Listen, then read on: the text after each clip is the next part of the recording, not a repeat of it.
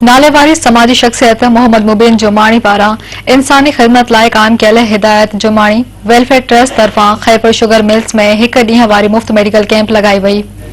Medical camp ते कराची खां मुख़्तलिफ़ बीमारियुनि मलेरिया, चमड़ी, अखियुनि, ॿारनि ऐं औरतुनि जे बीमारियुनि जे माहिर डॉक्टरनि मरीज़नि खे चकासण बाद मुफ़्त दवाऊं फ़राहम कयूं। हिदायत जुमानी वेलफेयर ट्रस्ट जे चेयरमैन मोहम्मद मुबीन जुमानी, मेरान टीवी जे सरवान गुलाम नबी मोराई, गेम्स जे डायरेक्टर डॉक्टर रहीम बख्श भट्टी, हिदायत वेलफेयर ट्रस्ट जे CEO फराज मुबीन जुमानी, अहमद अली जुमानी, ट्रस्ट जे जनरल मैनेजर ज़हीर हैदरी ऐं ॿियनि कैंप जो दौरो करे जाइज़ो वरितो। उन मौक़े ते मेरान टीवी सां ॻाल्हाईंदे मोहम्मद मुबीन जुमानी ऐं ॿियनि चयो त बरसातुनि वरी तबाही मचाए छॾी आहे, जंहिं सबबि ॻोठनि जा ॻोठ पाणी हेठि अची विया आहिनि ऐं माण्हू रोड रस्तनि ते रहण करे मुख़्तलिफ़ बीमारियुनि में वकुड़जी विया आहिनि। अहिड़ी सूरत हाल खे ॾिसंदे ही मेडिकल कैंप क़ाइम कई वई आहे, जिते मुतासिरनि जो मुफ़्त इलाज करे दवाऊं ॾिनियूं वयूं आहिनि। मोहम्मद मुबीन जुमानी ॿुधायो त हिन मेडिकल कैंप में जदीद क़िस्म जी लेबोरेटरी पिणु लॻाई वई, जंहिं में डेंगी, मलेरिया, हेपेटाइटिस ऐं ॿियनि बीमारियुनि जी टेस्ट कई पई वञे। मोहम्मद मुबीन जुमानी ऐं ॿियनि वधीक चयो त हिन मुश्किल वक़्त में साहिब हैसियत माण्हुनि खे अॻिते अची पंहिंजो किरदारु अदा करण जी सख़्त ज़रूरत आहे। मुझो अदा मैसेज हर माण्हूअ जे लाइ इहो आहे त जेको बि सरंदी वारो आहे, अगरि को हिकु हिकु कंदो न, हिक हिक सां बि 100 मों हज़ार मों लख थी वेंदो। उहे मिली जुली हिननि जी मदद कनि ऐं ॿियो कुझु नथा करे सघनि त अहिड़नि ग़रीबनि जे लाइ दुआऊं त घुरी सघनि था त अलाह हुन जूं मुश्किलूं हल करे। ऐं बजाए इहो अफ़रा तफ़री पैनिक करण जे हिन जी सही तरीक़े सां मदद कई वञे।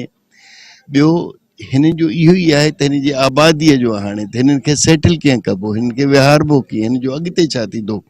न हिन जूं बनियूं रहियूं जिते ज़्यादातर कुड़मी हारी नारी आहिनि जेके वीचारा अध ते कमु कंदा। कणिक ख़तमु थी वई, कपां ख़तमु थी वई, उन खां अॻिते हुन जा जानवर जेके आहे उहे के मरी विया, के लुढ़ी विया, हुन जा बच्चा ॿार बीमार, त उन जो कीअं थींदो, उन्हनि जी मदद कनि। हिकु माण्हू हिक जे करे हिक जी मदद हिकिड़ो कंदो त अलाह कंदो त सभु ठीक थी वेंदो। साईं ॾिसो, साईं मुबीन साहब जेको आहे हिकु हमदर्द इंसान आहे ऐं मां त चवंदुसि जे हिन इलाइक़े में जंहिं बि हिते हमदर्दी कई आहे उहो पहिरियों शख़्स मुबीन आहे। जब भी मुसीबत आई है, जब लोगों पर दुख में है, खुशी में, तो हमेशा इनके साथ होता है। और इसी एरिया के लोग जो है ना, वो तो बहुत जानते हैं, मैं भी उनको पता है, तो उनकी इतनी मदद करते हैं जो अब सामने में नहीं कह सकता, लेकिन अल्लाह ही जानता है। वो अदा हिकिड़ो त जेको हिते तव्हां ॾिसो था पिया 5 मेल डॉक्टर्स आहिनि, प्रोफेसर्स आहिनि, 8 लेडी डॉक्टर्स आहिनि, 20 हुननि सां पैरामेडिक स्टाफ आहे, फ्री ट्रीटमेंट था ॾियूं पिया। 4000 पेशेंट्स जूं दवाऊं खणी आया आहिनि, जंहिंमें हेपेटाइटिस थियो, स्किन जी डिज़ीज़ थी वई, गैस्ट्रो थी वियो, मलेरिया, टाइफॉइड। हे बाय द वे डॉक्टर सभु वॉलंटियर आहिनि, कोई पेड फॉर न आहिनि, सभु पंहिंजे ख़ुदि पाण आया आहिनि, पंहिंजी मदद पाण आया आहिनि। असां सिर्फ़ु हिननि खे हिते लोकली बंदोबस्तु कयो आहे, हेल्प आउट कयो आहे। फेज़ 2 में असां कोशिशि था कयूं त कचो राशन, जीअं मुबीन साहब बि ॿुधायो त कचो राशन जेको आहे उहो प्रोवाइड कंदासीं। पहिरें फेज़ में 3000 फैमिलीज़ हुयूं, पोइ 5000 कयूंसीं, हाणे असां 8000 सवा 8000 फैमिलीज़ ते पंहिंजा पहुता आहियूं ऐं 8000 फैमिलीज़ जो टारगेट आहे करे सघूं। मैं स्किन के बारे में, स्किन की बीमारी, जिल्द की जितनी बीमारी है उसका मैं इलाज करता हूँ। और यहाँ जो सूरत हाल है वो बारिश की वजह से इतना ही ख़राब है, स्किन की बीमारियाँ बहुत बढ़ी हुई है। उसके लिए लोगों को ज़रूरत है कि लोग आएँ और दवाइयाँ लेके आएँ, और यहाँ लोगों को बहुत ज़रूरत है।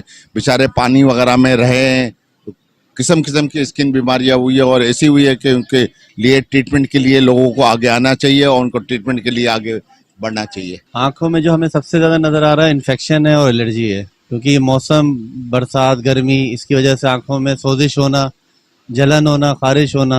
अच्छा, सबसे और ज़्यादा जो यहाँ पे बुजुर्ग अफराद आ रहे हैं, उनके नज़दीक के नंबर बहुत कमज़ोर है, तो उसके चश्मे हम प्रोवाइड कर रहे हैं और दवाएँ दे रहे हैं उन्हें। इसमें जो है तमाम मुख्तलिफ काफ़ी चीज़ें हमने कवर कर ली हैं। इसमें दिल के इमराज, इसमें जनरल फिजिशियन मौजूद हैं, बच्चों के स्पेशलिस्ट हैं, गायनी के स्पेशलिस्ट हैं, स्किन के स्पेशलिस्ट हैं, वही सारी दवाएं हैं। इसमें हमने लेबॉर्ट्री कायम की हुई है, जिसमें लेबॉर्ट्री में तमाम कुछ जो ज़रूरी टेस्ट हैं वो सारे हो रहे हैं।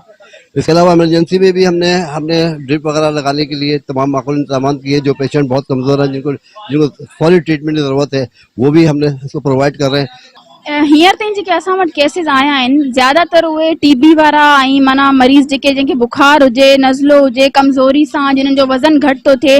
हाणे मच्छरनि जो मौसम हले थो ऐं पाणी सैलाब जे करे वैसे ई माना जिल्द जूं बीमारियूं, ठीकु आहे, डेंगी, मलेरिया, इहो सॼो हले थो।